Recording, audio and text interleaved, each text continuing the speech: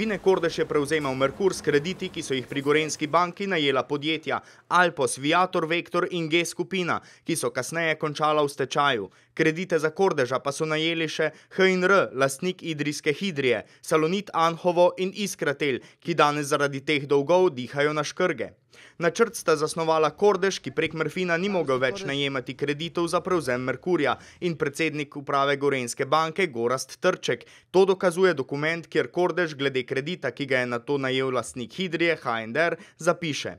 Na podlagi navedenega sem prosil gospoda Edvarda Svetlika, H&R, da v posojilno razmerje vstopi kot nekakšen posredni člen in formalno najame posojilo v višini 10 milijonov evrov od Gorenjske banke. To isto posojilo pa potem da H&R naprej Merfinu. Vse pogoje takšnega posojilnega poslovanja so se dogovarjala striktno med mano in gospodom Trčkom, Gorenjska banka. H&R je takšne dogovore, skladno z našimi dogovori, ustrezne listine in pogodbe podpisovala. Takšnega početja, ki je na koncu pripeljalo do stečajev in velikih težav ter tragičnih osebnih zgodb, pa tako nekdanji guverner Banke Slovenije ni bilo mogoče preprečiti. Ja, formalno odobrenega kredita lahko prepreči samo uprava ali pa nadzorni svet, takrat, ko se odobrava.